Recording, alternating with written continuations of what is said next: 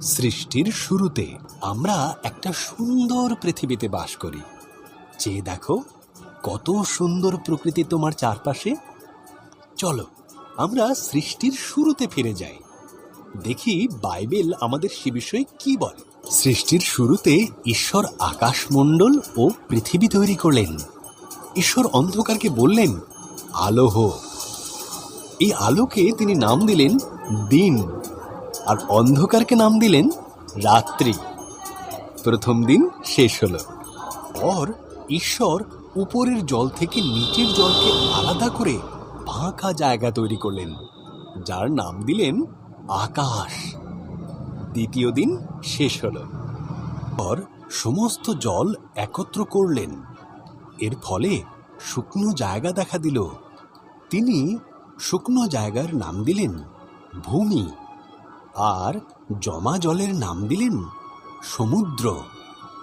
তারপর তিনি তৈরি করলেন ঘাস, শস্য ও গাছপালা। তৃতীয় দিন শেষ হল। পর ঈশ্বর আকাশে বিভিন্ন আলো তৈরি করলেন, দিনের জন্য সূর্যকে আর রাতের জন্য চাঁদ ও তারাদের তৈরি করলেন। চতুর্থ দিন শেষ হলো। ঈশ্বর মাছেদের সৃষ্টি করলেন জলে সাঁতার কাটার জন্য, আর পাখিদের সৃষ্টি করলেন আকাশে ওড়ার জন্য। তোমাদের সন্তান হোক, তিনি তাদের বললেন, তোমরা বংশবৃদ্ধিতে ও সুরে পৃথিবীকে ভরিয়ে দাও। পঞ্চম দিন শেষ হল। পর ঈশ্বর পশুদের সৃষ্টি করলেন। তিনি গৃহপালিত পশু, বন্য পশু ও সরীসৃপ প্রাণী তৈরি করলেন।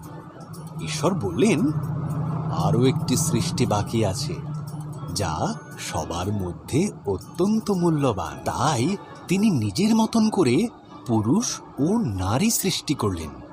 তিনি বললেন, তোমাদের সন্তান হোক, পৃথিবীর দায়িত্ব নাও, মাছ ও পশু পাখিদের যত্নে রেখো। ষষ্ঠ দিন শেষ হল।